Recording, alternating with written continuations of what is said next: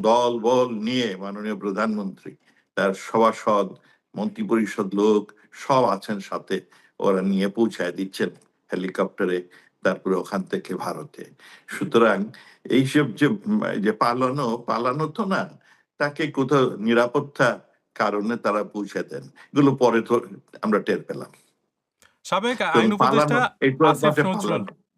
জি, হ্যাঁ। সাবেক আইন উপদেষ্টা আসিফ নজরুল তিনি একটি এই বিষয়টি নিয়ে কথা বলছিলেন যে তিনি তার যে বক্তব্য সেটা হচ্ছে যে আসলে সাবেক প্রধানমন্ত্রী শেখ হাসিনা তিনি জানতেন যে আসলে ৫ই আগস্টের মতো এরকম একটা পরিস্থিতি হতে পারে, যে কারণে তিনি তার নিকট আত্মীয়দেরকে ৫ আগস্টের আগেই বাংলাদেশ থেকে বাইরে চলে যেতে সহায়তা করেছেন, কিন্তু তার নিজের দলের নেতাকর্মীদেরকে আসলে এই বিষয়ে সতর্ক করেননি, বরং তাদেরকে অরক্ষিত রেখে তিনি ভারতে চলে গেছেন। তো আচ্ছা, আপনাদেরকে কি এই বিষয়ে সতর্ক করা হয়েছিল? মানে আপনি না, নিজে ঢাকা আমাদের ছিলেন, কোনো আপনাকে কি সতর্ক বলেছিল করা হয়নি। যে এরকম হতে পারে? কেউ কোনো সতর্ক করেনি। আসিফ নজরুল সাহেব তো অনেক কথাই বলেন। একবার বললেন যে শেখ হাসিনার সরকার ২৬ লক্ষ ভারতীয়কে চাকরি দিয়ে বাঙালি ছেলেমেয়েদের চাকরি দেয় না। তো উনার বক্তব্যটা আসা সঠিক না। এটা উনার ধ্যান ধারণা, হয়তো চিন্তা ভাবনা থেকে উনি বলেন। সময় সময় উনি পরিবর্তন হন। আগামীতে হয়তো পরিবর্তন হবেন। না, আমরা কিছুই জানি না। ইনফ্যাক্ট আমি ২৯ তারিখ ঢাকায় পৌঁছি। তারপরে ঐদিন সন্ধ্যায় আমি চেষ্টা করি মাননীয় প্রধানমন্ত্রীর সাথে সাক্ষাৎ। ২-৩ দিন আমি চেষ্টা করেছি। কিন্তু সামহাউ আমি তো উনার অফিসারদের পিএস এবং ওদের রিকোয়েস্ট করেছি। আমি কোনো অ্যাপয়েন্টমেন্ট তখন পাইনি। আমি কারণ ঢাকাতে কি এটার? বসে মানে আপনি তো ধরেন একজন সাবেক পররাষ্ট্রমন্ত্রী এবং আওয়ামী লীগের একজন গুরুত্বপূর্ণ এমপি। তারপরেও আপনি ২-৩ দিন চেষ্টা না করেও সেই সময় এরকম একটা গুরুত্বপূর্ণ না, সময়ে আমি দেখা তখন না পাওয়ার কারণ প্রাক্তন। কি? প্রথমত আমি প্রাক্তন তখন। হ্যাঁ, আপনি জানেন যে আমার কিন্তু সংসদ সদস্য ছই তো সিলেটে ১ আসনের সংসদ হ্যাঁ, সদস্য ছিলেন আপনি তখন। তখন। আর যেটি হলো যে এমনি সময়েও মাননীয় প্রধানমন্ত্রীর অনেক সময় সাক্ষাৎ সহজ না। হ্যাঁ? কারণ অনেক লোকজন ঘুরে বেড়ায়। আর ওই সিকিউরিটির নাম দিয়ে উনারা একটু বেশি কড়াকড়ি করেন আরকি। সুতরাং সমস্যা আছে। যাই হোক, সেটা বড় কথা না। এ আমরা ওনাকে টিভিতেই দেখতেছি সব দুর্ঘটনা। বাসায় ছিলাম। Until a colonel called me few days later যে, "sir, how are you? We are here to protect you." তখন আমার সহকর্মী যারা ছিলেন তখন, উনারাও ছিলেন। তখন তারা বললেন, "স্যার, তারা ঠিকানা পেয়ে গেছে। আপনি এই টেলিফোনটা আমাদের দেন। এটা আপনি ইউজ করবেন না। আমরা আপনাকে অন্য ফোন দেবো। আর এখান থেকে পালান।" এই কিন্তু আমি আমার ৫ বাসা। আগস্টের পর সেনাবাহিনীর মানে তত্ত্বাবধানে অনেক রাজনীতিবিদ ছিলেন, অনেক সরকারি কর্মকর্তা ছিলেন, পুলিশের সদস্যরা ছিলেন। আপনি তাদের সঙ্গে ছিলেন না? জি না, জি না। সেটা আমরা শুনেছি যে সেনাবাহিনীর অত্যানে যা অনেকেই ছিলেন। রাজ ১২৬ জনের মতো, এর মধ্যে রাজনীতিবিদ ২৬ জন ছিলেন। এই ২৬ জনই এখন জেলে। ১ জন ও না ২ জন বোধহয় রিলিজ। বাকি সবই জেলে। আচ্ছা, মানে ওদের বিভিন্ন সেনাবাহিনীর নাটক কাছে করে, যারা ছিলেন তারা বিভিন্ন সবাই এখন জেলে আছেন। নাটকীয় অবস্থান সৃষ্টি করে তাদের জেলে নিয়েছে। সেনাবাহিনী নাটক-টাটক তৈরি করেছে। আচ্ছা, সেক্ষেত্রে আমার একটা প্রশ্ন যে সেটা হচ্ছে যে মানে একটু আগে আমি যেটা বলছিলাম যে আপনি তো দ্বাদশ জাতীয় সংসদের সিলেট ১ আসনের নির্বাচিত সংসদ সদস্য ছিলেন তখন, এবং আপনার দীর্ঘদিনের কূটনৈতিক এবং রাজনৈতিক পরিচয় রয়েছে। তারপরেও আপনি পালিয়ে থাকার প্রয়োজনীয়তা কেন অনুভব করলেন? মানে আপনার কাছে কেন মনে হলো যে আপনার পালিয়ে থাকতে হবে আপনার কারণ এরকম একটা আমাকে তো আমার পরিবার থাকার পরও? সহকর্মীরা বলল, কারণ তখন আমি তো যেতে চাইনি। আমি কোনো অন্যায় করিনি। আমি কোনো কাউকে জেলে ঢুকাইনি। আমি কখনো কোনো দুর্নীতি করিনি। So I was reluctant to leave my home. আর আমি বহুদিন পরে ৩৮ বছর বিদেশে থেকে স্বদেশে গেছি। পুরো আপনার পুরো জীবনটা ওখানে শেষ করার জন্যে। কিন্তু আমাকে আমার সহকর্মীরা খুব জোরাজুরি করলেন, "স্যার, এখান থেকে পালান।" তারপরে পালানো শুরু হলো। সেইটা কাহিনী একটা সুন্দর সিনেমা হবে বলে আমি বলেছি। এই একটা বিরাট অভিজ্ঞতা।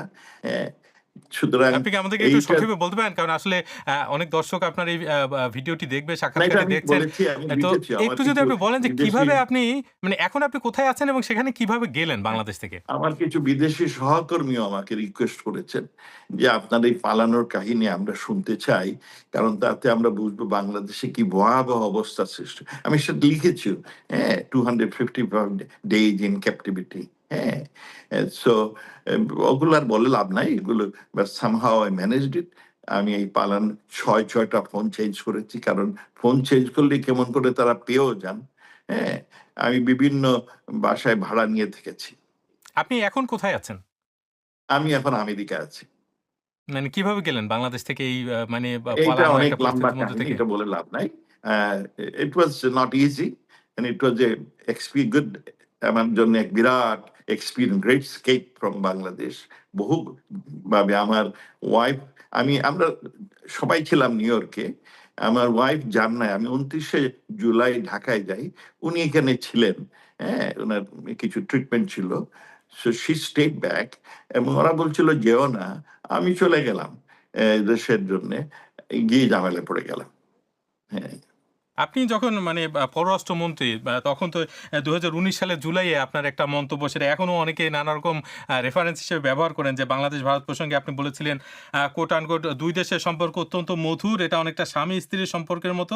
যদিও কিছু বিষয়ে প্রায়ই পার্থক্য বা মতবিরোধ তৈরি হয় তবে সেগুলো দ্রুত সমাধানও হয়ে যায়। তো এই যে আপনার একটা মধুর সম্পর্ক, আপনাকে কি ভারত সহায়তা করেছে বাংলাদেশ থেকে বের হয়ে নিউ বুঝতে ইয়র্ক পর্যন্ত যেতে? আপনার এই যে বক্তব্যটা এটা আমার না। এইটা আমাকে আমার নাম দিয়ে মিডিয়া প্রচার করেছেন। আমি ওইটা কখনো আমার সহকর্মী যারা ছিলেন তারা বলছেন, "স্যার এটা কেউ বাহবা নেওয়ার জন্য বলছে। আপনি এটার প্রটেস্ট করেন না।" তাই আমি কোনদিন প্রটেস্ট করিনি আরকি তখন। যাই হোক আর এখন এটা অনেকেই ওদের মিডিয়ার কারণে ওটা ছড়া হয়েছে। না ভারত এমনিতে আমাকে বাংলাদেশী সরকারি কর্মচারীরা সহায়তা করেছেন। বাংলাদেশ থেকে আপনার বের হওয়ার জন্যে। বাংলাদেশ থেকে বের হয়ে আপনি কোথায় গেলেন ১ম এ? আমি ইন্ডিয়াতে গেলাম। সেইখানে বিভিন্ন জায়গায় থেকে ফাইনালি আমি নিউ ইয়র্কে এসেছি। জি। এবং ইন্ডিয়ার বিমানবন্দর ব্যবহার করেছেন। মানে বাংলাদেশ থেকে ভারতে যাওয়ার সময় তো আর বিমানবন্দর ব্যবহার করেননি। না পরে হ্যাঁ, ইন্ডিয়ার বিমানবন্দর ব্যবহার করেছি। সেটা কিভাবে? মানে একটু যদি আপনি বলেন, কারণ ভারতে তো যে কেউ চাইলেই জাস্ট সীমান্ত অতিক্রম করে চলে যেতে পারে না। আর যদি যায়ও, যাওয়ার পরে নিশ্চয়ই ভারতের বিমানবন্দর ব্যবহর করতে না, পারবে না, যেটা ভারতে আপনি যাওয়ার করেছেন। পরে আমি সেইখানে বৈধতার জন্য একটা সিল লাগে সেটা আমি সংগ্রহ করেছি। সবাই তাই করে। It's not very difficult. ওইটা সংগ্রহ করার পরে এয়ারলাইন কোম্পানি আমাকে টিকেট দিয়েছে। আর আমার এই নিউ ইয়র্কে আমার ওয়াইফ, আমার মেয়ের জামাই তারা আ চার্জ কার্ড দিয়ে আমার টিকেট কিনেছে। আমি তখন চলে এসেছি। এই যে মানে আমার বৈধতার যে কাছে আমার কাছে বৈধতার যে তখন সাক্ষ্য যে স্টাম্প যেটা লাগে, ওইটার প্রক্রিয়াটা কি? যেটা ভারতে আপনি বললেন? ওইটা আমি ডিটেইল বলতে পারব না। আমার ওখানে যারা ছিলেন তারা এটা আয়োজন করেছেন। আর যেহেতু আমার আমেরিকার ভিসা ছিল, so it was no problem. July গণঅভ্যুত্থানে মানবতাবিরোধী অপরাধের দায়ে ফাঁসির দণ্ডপ্রাপ্ত ক্ষমতাচ্যুত প্রধানমন্ত্রী শেখ হাসিনা সম্প্রতি দিল্লিতে সংবাদ সম্মেলন করার সুযোগ পাওয়ায় বেশ চটেছে বিএনপি সরকার। এমনকি আপাতত ভারত সফরে না যাওয়ার সিদ্ধান্ত নিয়েছেন প্রধানমন্ত্রী তারেক রহমান। তো এই বিষয়টি আপনি কিভাবে দেখেন? এটা অনেকটা ছেলে খেলার মতো অবস্থা। ওইটা কোন কূটনৈতিক নিয়মে পড়ে না। অ্যা আপনার তারিক জিয়া সাহেব অনেকদিন লন্ডনে ছিলেন। আমাদের কিছু বঙ্গবন্ধুর খুনি আমেরিকা, কানাডায় ছিলেন। আমরা সেই সরকারকে বলেছি। কিন্তু তাই বলে এই কন্ডিশন আমরা কখনো দেওয়ার কথা চিন্তাও করিনি। আর এটা মনে হয় একটা ছেলে খেলার মতো। যে তুমি এই করো, নাই করো। হ্যাঁ? সো আই ডোন্ট নো আমি এইজন্য এই নিয়ে খুব কমেন্ট করতে পারব না। ভারত একটা গণতান্ত্রিক দেশ। ওখানে সংবাদ মাধ্যমের স্বাধীনতা আছে। হ্যাঁ? আমরা সেটা বহু বছর ধরে দেখছি এবং এইটা একটা private group. Federation of foreign correspondents um association FCC বলে বোধহয়। তারা আয়োজন করেছে। ভারত সরকার স্বাভাবিকভাবে এই একটা প্রাইভেট গ্রুপকে নিষেধ করবে না। এটা ওর জেনেশন উনারা হইচই করেছেন। কিন্তু হ্যাঁ? ২০১৮ আর সালে কিন্তু এরকম একটা পরিস্থিতি হয়েছিল। আপনার মনে আছে কিনা আমি জানি না যে খালেদা জিয়ার একজন আইনজীবী, একজন ব্রিটিশ আইনজীবী, তিনি কিন্তু দিল্লিতে একটি সংবাদ সম্মেলন করতে চেয়েছিলেন এবং তখন আওয়ামী লীগ সরকার মানে আপনার সরকার সেটার প্রতিবাদ জানিয়েছে এবং সেই ব্যক্তিকে আসলে ভারতে প্রবেশই করতে দেওয়া হয়নি। কিন্তু আমি সেটা এবার বলতে দেখা পারব না। যাচ্ছে যে আই ডোন্ট বাংলাদেশের নো। বিএনপি সরকারের আপত্তি সত্ত্বেও শেখ হাসিনার সংবাদ সম্মেলনটি আসলে করা গেছে দিল্লিতে। আপনি যে ঘটনা বলছেন আমি জানি না সেটা। I don't know. ১৮ সালে সরকারের সাথে আমি তখনো ছিলাম না। যাই হোক। সো বাট ভারতের যে আমাদের দেশে না হয় সরকার সব ব্ল্যাক আউট করতে পারেন। ভারতে এগুলো বোধহয় করা খুব কঠিন। আপনার ইংল্যান্ডেও এগুলো করা কঠিন। কিন্তু এই যে বিএনপি সরকারের সঙ্গে ভারত সম্পর্ক নিবিড় করতে যাচ্ছে এরকম তো নানা রকম মানে দেখা যাচ্ছে নানা রকম বক্তব্য, বিশেষ করে যে নতুন যে রাষ্ট্রদূত রয়েছেন ভারতের হাই কমিশনার বাংলাদেশে দীনেশ ত্রিবেদী, তিনি বারবার বলছেন যে আসলে মানে দুই দেশের সরকার প্রধান সরাসরি বৈঠক করলে দ্বিপক্ষীয় বিভিন্ন সমস্যা ও মতপার্থক্য সহজে সমাধান করা সম্ভব। কিন্তু আপনার কাছে কি মনে হয় যে শেখ হাসিনা ভারতে অবস্থান করার সময়ে বিএনপি সরকারের সঙ্গে ভারত আসলে সম্পর্ক ভালো করতে পারবে? একজন কূটনীতিবিদ হিসেবে আপনি যদি বলেন আর কি। হ্যাঁ, নিশ্চয় করতে পারে। আপনার ধরুন, এই যে তারেক জিয়া সাহেব লন্ডনে বহু বছর ছিলেন, আমাদের সাথে ইংল্যান্ডের খুব ভালো সম্পর্ক উনি থাকা অবস্থায়। আপনার আমেরিকা এবং কানাডায় খুনিরা ছিল, কিন্তু তাদের সাথে আমাদের খুব সুসম্পর্ক ছিল। এই এই একটা কারণ আমাদের ডিপ্লোম্যাটিক ওয়ার্ল্ডে একটা ইস্যুর প্রতি কোনো সম্পর্ক না, মাল্টিফেসেটেড, বহুপাক্ষিক সম্পর্ক, একাধিক বিষয় আমাদের, এবং সেটা স্বার্থ, দেশের স্বার্থ বিষয়। কোনো ব্যক্তি এই ধরনের আপনার কি বলবো মানে বাহাবা পাওয়ার ইস্যু নিয়ে সম্পর্ক না। সুতরাং এই মানে খালেদ বরং তারেক জিয়া সরকার তাদের বহুপাক্ষিক কারণে ভারতের সাথে সুসম্পর্ক করা উচিত। ভারত চায় যে তার সকল প্রতিবেশীর সাথে সুসম্পর্ক করা, এবং they are maintaining it relatively pretty good. কারণ একটা ইস্যু দিয়ে কখনো আপনার কূটনীতি হয় না। শেখ হাসিনা নিজেই বলেছেন যে তিনি বাংলাদেশে গিয়ে বিচারের মুখোমুখি হবেন আদালতে, এবং সেটা শোনা যাচ্ছে যে ডিসেম্বরের মধ্যে এমনটা হতে পারে। আপনার কাছে এই বিষয়টা আসলে কতটা বাস্তবসম্মত মনে হচ্ছে যে শেখ হাসিনা কি আসলেই ডিসেম্বরের মধ্যে বাংলাদেশে যাবে, এইটা আপনার মনে হয়? হ্যাঁ, the way I know Sheikh Hasina, উনি যেটা বলেন এটা করেন। She is a very determinant lady. এটা দুই দিক আছে। একটা হচ্ছে অনেক আপনার সংখ্যা আছে, আশঙ্কা আছে। মনে করেন যে উনি যদি ঢাকায় যান, তো একদল এক পায়ে দাঁড়িয়ে ওনাকে মারার জন্য। আপনার সেই যে জামাতের উগ্রপন্থী কিছু, এনসিপির কিছু ছেলেবেলা যারা বিদেশিদের টাকা ঘুষ খেয়েছিল, তারা যারা সন্ত্রাসী, তারা। কিন্তু আপনি যে আর এই দাবি তাছাড়া করছেন, এই দাবির পাকিস্তান, পক্ষে আপনার কোনো প্রমাণ আছে? মানে আপনার কেন মনে হচ্ছে যে তারা এটা বিদেশ আমার থেকে? মনে হয়, কারণ তারা বক্তব্য প্রায় সেটাই বলে যে আমরা আসলেই তাকে মেরে ফেলবো। তারপরে তারা পাকিস্তানের যে বিভিন্ন গুপ্তচর বাহিনী, তারাও মারতে পারে। শেখ হাসিনা একদম মারার জন্য চেষ্টা করবে। মারলে পরে তারেক রহমান সরকারের সুবিধা অসুবিধা দুটাই। তারেক রহমান মরে গেলে তো গেল, শুধু সহ্য করতে পারেন। আমার এক সহকর্মী এখানে ছিলেন, আমি ওনার পাশের রুমে কাজ করতাম এই হার্ভার্ড ইউনিভার্সিটিতে। তিনি ছিলেন আপনার ফিলিপিনের অপোজিশন লিডার, সিনেটর আপনার নিনয়। উনি একদিন আমাকে বললেন যে আমি দেশে চলে যাচ্ছি। তাই বললাম কেন, তোমাকে তো গেলে ধরে ফেলবে, বললো যেন আমার লোকজন আমাকে প্রায় রিকোয়েস্ট করে দেশে চল। তখন উনি ফিলিপিনে চলে গেলেন। ফিলিপিনে যাওয়ার পরে এয়ারপোর্টে ওনাকে গুলি করে মেরে ফেলে। তারপরে ওই দেশে এমন আন্দোলন দানা বেঁধে ওঠে যে মার্কোসের মতো শক্তিশালী আপনার ডিক্টেটর, তাকেও তার পতন হয়, এবং তখন নিনোয়ের বউ করাইজন অকিনো সেইখানে রাষ্ট্রপতি হন।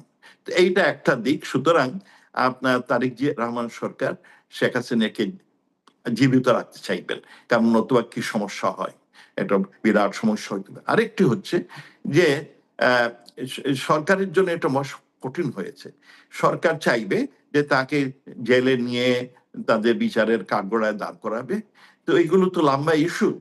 তো সেই জন্য আমার মনে হয় শেখ হাসিনার এই ডিসিশনের ফলে তারেক জিয়ার সরকারের গুম হারান। কারণ তারা বেশ কষ্টে প্রটেক্ট করেন, তাহলে আপনার কিছুদিন দেশে থাকলে আন্দোলন দানা বেঁধে আসবে। আর যদি প্রটেক্ট না করেন, মেরে ফেলেন, তাহলে কিন্তু তাৎক্ষণিক আন্দোলন হয়ে বদনাম নিয়ে ওনার সরকারের হয়তো শেষ। আমরা চাই উনি অনেকদিন থাকুক, সরকারে থাকুক। তিনি যেভাবে একটা পাতানো নির্বাচনে এসেছেন, but let us see how he does things. আমাদের ওনার প্রতি কোনো আক্রোশ নাই। আর আপনি যেটা বলছিলেন প্রথম, ভারত সরকার উনি যখন আসলেন তাকে খুব ক্যাজুয়াল করলো, খুব সম্মান দিয়েছে। ওনার মা যখন মারা গেল, ভারত সরকারের পররাষ্ট্রমন্ত্রী এসে ওনাকে আপনার সমবেদনা জানালেন। তারা উদ্দেশ্য ছিল তারা বাংলাদেশের সাথে সুসম্পর্ক বজায় রাখতে চায় এবং সবার সাথে। কিন্তু আমাদের দেশে কিছু উগ্রপন্থী তখন আপনার দাবি তুললেন যে ভারতের 7 সিস্টার প্লাস আরো 3টা প্রদেশ, 10টা প্রদেশ দখল করে ইসলামিক খালিফাইট করবেন। ওনাদের কিন্তু প্রচারণা কিন্তু এখনো এই আছে। দাবিটা কে তারা করেছে? আপনি যে এটা যে বললেন, এই দাবিটা আমরা কে এগুলো করেছে? মানে সোশ্যাল এই মিডিয়াতে তথ্যগুলো আপনি আসলে কোথা থেকে পান? আমরা সোশ্যাল মিডিয়াতে দেখছি প্রত্যেকদিন। সোশ্যাল মিডিয়াতে তো আমরা প্রচুর ম্যাপ ফেক নিউজও দেখেছি। ছড়ায়। মানে আপনি কি কোনো তারপরে অথেন্টিক কোনো সোর্স থেকে পান এগুলো? এই ধরনের কথা? এগুলো বিভিন্ন সোর্স থেকে আমরা পাই এবং অথেন্টিক সোর্সও অনেকগুলো আমার এই পাওয়া যায়। জায়গায় আসলে আরেকটা প্রশ্ন আছে আপনার। সেটা হচ্ছে শেখ হাসিনা যদি সিদ্ধান্ত নেন যে ডিসেম্বরে ফিরে যাবেন, আপনিও কি তার সঙ্গে যুক্ত হবেন? আপনিও কি ডিসেম্বরে ফিরবেন শুনুন, তার শেখ সঙ্গে? হাসিনা যদি দেশে ফিরে আসেন আর তার যদি মৃত্যু হয়, তাহলে তিনি তো আপনার অমরত্ব লাভ করে ফেলবেন। আর ভারতে যদি ওনার মৃত্যু, কারণ আমাদের প্রত্যেকের মৃত্যু হবে, আর ওনারও বয়স হয়েছে, সুতরাং মৃত্যু তো হবে একদিন। বিদেশে মাটিতে মৃত্যু হলে এক ধরনের, স্বদেশের মাটিতে মৃত্যু হলে অনেক অনেক আপনার অমরত্ব লাভ করার সম্ভাবনা আছে। সুতরাং শিখেন গো। এবং আমার মনে হয় যে তখন বিভিন্ন লোকজনও যাতে এরকম লোকরে না মারা হয়, কারণ দেশে একটা তো অরাজকতা, এই অরাজকতা যদি, কারণ তারিক জিয়া সাহেব চাইবেন দেশের স্থিতিশীলতা হোক, তারিক জিয়া চাইবেন সেটা দেশে বুঝতে পারছি। আপনি রাজনৈতিক ইতিমধ্যে এটা অর্থনৈতিক। বলেছেন। আমার হ্যাঁ, প্রশ্নটা ছিল যে শেখ হাসিনা যদি ফেরেন, আপনিও কি তার সঙ্গে ফিরবেন কিনা? আমি জানি যে আমাদের সহকর্মী অনেকেই, হ্যাঁ, আমি জানি না কে কে ফিরবে, অনেকেই তখন স্বদেশে ফিরবে, হ্যাঁ, এবং তারা গিয়ে সারেন্ডারও করবে। একজন দর্শকের একটি প্রশ্ন নেই। তার নাম আয়েশা আক্তার। তিনি একজন পেশাজীবী। পররাষ্ট্রনীতির ক্ষেত্রে তো বিষয়টি এমন যে দুটো দল নয়, দুটো দেশের মধ্যে সম্পর্ক থাকবে, পারস্পরিক সম্পর্ক। কিন্তু আপনাদের পরিপ্রেক্ষিতে যেটি হলো সেটি হচ্ছে জনগণের ভাষ্যমতে দুটি দল হয়েছে, দুটি দেশ কিন্তু একত্র হয়নি, দুটি দল কিন্তু সম্পর্ক গঠন করেছে। এই বিষয়টি কেন হয়েছে বা কেন আপনাদের দিক থেকে এই বিষয়টি কেন দৃশ্যমান হলো? জি না, এটা একেবারে অবান্তর চিন্তা ভাবনা। আমরা দেশের সাথে আমরা যতগুলো সম্পর্ক, কারণ বাংলাদেশের জিও স্ট্র্যাটেজিক পজিশনটা খুব ইম্পর্টেন্ট। আর বিশেষ করে আমার দেশের অবস্থা, আমার দেশে প্রতি বছর প্রায় ২১ লক্ষ নতুন ছেলেপেলে চাকরির জন্য আসে। আমার একমাত্র প্রোডাক্ট হচ্ছে গিয়ে গার্মেন্ট। আমি চাই আমার গার্মেন্ট দুনিয়ার সব দেশে বিক্রি হবে। আমি চাই আমার ছেলেপুলে বিদেশে গিয়ে আয় করবে, রেমিটেন্স পাঠাবে। সেই জন্য আমরা সবার সাথে সুসম্পর্কে রেখেছি। ভারত বাংলাদেশের সম্পর্ক দুই দেশের মধ্যে। আমরা যতগুলো ভারতের সাথে সম্পর্ক করেছি, আমি থাকতে যেমন ধরুন আপনার, আমরা এই নদী, বিরাট সমুদ্র সীমা পেলাম, আমরা সেইটা আহ, আলোচনার মাধ্যমে, বিভিন্ন আইনের মাধ্যমে পেয়েছি। আমরা যে বিভিন্ন এনক্লেভ ছিল ভারতের সাথে, সেটা সুসম্পর্ক করে এইগুলার আপনার নিশ্চয়তা দিয়েছি। আমরা কখনো ভারতকে অতিরিক্ত কোনো সুযোগ সুবিধা দেইনি। ভারত চাইলেও আমরা সেইটা গ্রহণ করিনি, কারণ দুই দেশের নিজেদের আপনার কি বলে স্বার্থটা দেখেছে, কোনো দলের জন্য কিন্তু স্বার্থ সাবেক দেখেনি। পররাষ্ট্র উপদেষ্টা তৌহিদ হোসেন কিন্তু বলছেন যে আদানির সঙ্গে যে বিদ্যুৎ চুক্তি করা হয়েছে সেটা একটা অসম চুক্তি বাংলাদেশ করেছিল। আপনি যারা বিদ্যুতের সাথে সম্পর্কিত, আমি যেটা শুনেছি তাদের কাছ থেকে, আমি তার সাথে আমি শুনেছি যে বাংলাদেশে বিদ্যুৎ তৈরি করতে যে ধরনের ইনভেস্টমেন্ট দরকার সেই ধরনের তখন ছিল না, এবং ইনভেস্টর আসলে পরে শুধু সে যে ইনভেস্ট করলো এমন না, তার তার কাছ থেকে যদি কিনতে হয় অনেক টাকায় কিনতে হয়। সেই দিক থেকে বড় আদানি কোম্পানি তারা সস্তায় এবং সহজে দিয়েছে। কিন্তু আবার এইটা না একই সঙ্গে হলে দেখা যাচ্ছে যে তিস্তা আমার চুক্তি নিয়ে আমার দেখেন, আপনারা আমি এত চেষ্টা আমি এটা করার পরেও বলি, তিস্তা চুক্তি করা সম্ভব হয়নি। আপনার এগ্রিকালচার সেক্টরে আমরা কয়েক গুণ, ৪-৫ গুণ আমরা এগ্রিকালচার প্রোডাক্ট বৃদ্ধি করেছি। একটা বড় কারণ হচ্ছে আমরা সেচনের ব্যবস্থা করতে পেরেছি, কিন্তু তিস্তা এনার্জিটা। চুক্তি কেন করা গেল না? আপনার কাছে কি মনে হয়? আপনারা তো চেষ্টা করেছেন এবং ভারতের সঙ্গে তো আপনাদের খুবই সুসম্পর্ক, কোনটা সেটা পাওয়া তো গেল না? মানে সবাই মনে করে আসলে। কোনটা? তিস্তা চুক্তি? আমরা ভারতের সাথে গঙ্গা চুক্তি করেছি, তিস্তার ইস্যুটা আমি জানি না। এটা কখনো আমার পররাষ্ট্র মন্ত্রণালয় আমার কাছে আসছে বলে আমি মনে করি না, আমার মনে হয় না। কিন্তু এই একটা এটা বিষয় হলো আসলে যে মানে জয়েন্ট রিভার আপনারা যখন কমিশন, এটা নিয়ে আলাপ করতে পারে, বাট আই হ্যাভ নো। আর এইগুলো শুনেন, এই সরকার থাকলেই যে হয় না, এগুলো আমাদের দেশে একটা ব্যুরোক্রেটিক সিস্টেম আছে, তার মাধ্যমে এইগুলো এজেন্ডা গুলো আসে এবং ওইগুলো নিয়েই আমরা যেটা ফ্যাসিলিটেট করি, জয়েন্ট রিভার কমিশনের মিটিংটা আমরা হয়তো আয়োজন করার চেষ্টা করি। But when the technical people meets, they find out the priorities, কোনটা তারা কি করবে না করবে। আচ্ছা। এই যে বিষয়টা মানে অনেকেই বাংলাদেশে তো এরকম একটা মানে ধারণা তৈরি হয়ে আছে যে ভারতের সঙ্গে আওয়ামী লীগের সম্পর্ক খুবই ভালো এবং বিশেষ করে যখন আওয়ামী লীগ সরকার ক্ষমতায় ছিল তখন আন্তর্জাতিক স্তরে বিষয়টা কি আপনার কখনো মনে হয়েছে? আপনি যখন পররাষ্ট্রমন্ত্রী ছিলেন যে আসলে এই যে ভারতের সঙ্গে আপনাদের যে সম্পর্ক, এই সম্পর্কের কারণে পশ্চিমা বিভিন্ন দেশের সঙ্গে আসলে আপনাদের সম্পর্কটা সেরকম ঠিকঠাকভাবে রাখা যায়নি। বিশেষ করে গুম, বিচার বহির্ভূত হত্যাকাণ্ড, মানবাধিকার লঙ্ঘনের মতো ইস্যুগুলোতে পশ্চিমা দেশগুলা যে একটা মানে অস্বস্তি বা একটা উদ্বেগ জানিয়েছিল, সেই উদ্বেগ আসলে আপনারা শেষ পর্যন্ত নিরসন পশ্চিমা দেশগুলো করতে আমাদের পারেননি। কাছে উদ্বেগ জানায়নি।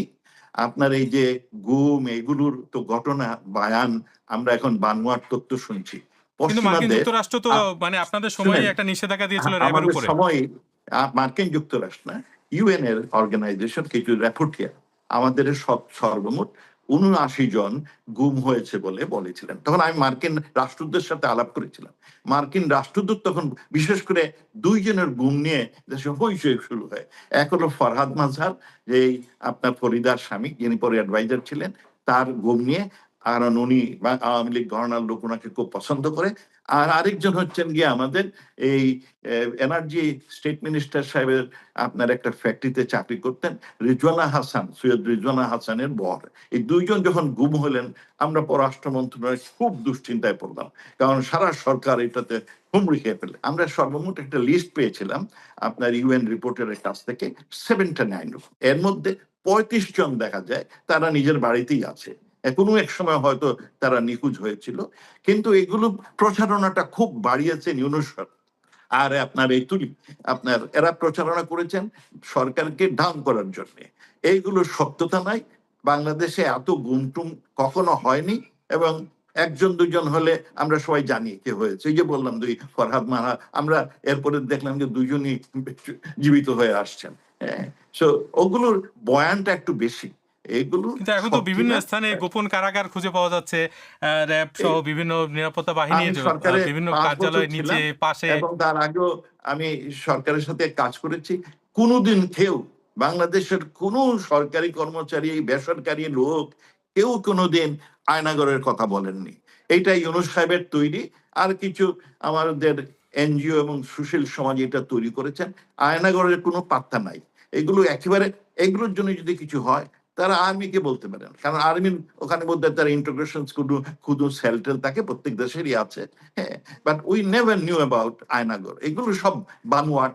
আমার প্রশ্নটা এটাই ছিল যে আওয়ামী লীগ সরকার যখন ক্ষমতায় তখন র‍্যাবের উপরে নিষেধাজ্ঞা আরোপ করে মার্কিন যুক্তরাষ্ট্র এবং এই যে ৫ই আগস্ট কেন্দ্রিক যখন যে এই গণ অভ্যুত্থান, সে সময় জাতিসংঘের মানবাধিকার কার্যালয় থেকেও নানা রকমের বক্তব্য এসেছে যে আপনার সেনাবাহিনী থেকে না যাতে একটু তাদের উপরে কোনো রকম না করে।